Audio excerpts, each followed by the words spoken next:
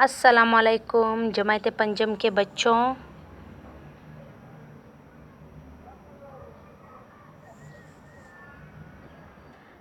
ہم باب سوئم اسوہ حسنہ سبق نمبر 1 مسجد نبوی کی تعمیر۔ سبق نمبر 1 مسجد نبوی کی تعمیر۔ بچوں ہم آج مسجد نبوی کی تعمیر کے بارے میں پڑھیں گے۔ بچوں مسجد نبوی کے بارے میں آپ لوگوں کو پتہ ہے؟ نبی اکرم صلی اللہ علیہ وآلہ وسلم نے جب مکہ سے مدینہ ہجرت کی تو مدینہ میں ایک مسجد تعمیر کی جسے مسجد نبوی کہتے ہیں۔ تعارف: نبی اکرم صلی اللہ علیہ وآلہ وسلم نے مدینہ منورہ کے اندر ایک مسجد تعمیر فرمائی تھی، اسے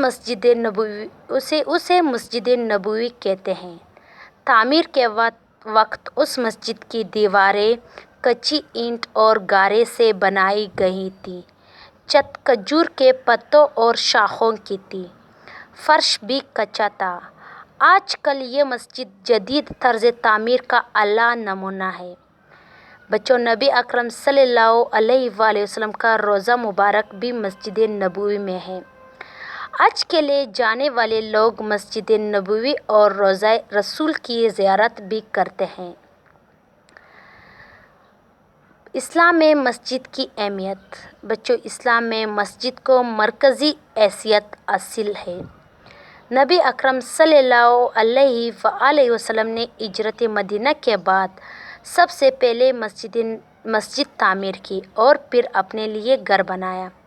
بچوں تو ہم اس بات سے اندازہ لگا سکتے ہیں کہ جب آپ صلی اللہ علیہ وآلہ وسلم نے مدینہ ہجرت کی تو پہلے مسجد بنائی پھر اپنے لیے گھر بنایا، تو بچوں سوچیے مسجد کی کتنی زیادہ اہمیت ہے اسلام میں۔ اوکے بچوں، تو بچوں اس وقت مسجد نبوی جو تھی وہ جو ہے بہت اس کا فرش کچا تھا اور دیواریں جو تھی وہ کچی اینٹ اور گارے سے بنائی گئی تھی، چھت کھجور کے پتوں اور شاخوں کی تھی۔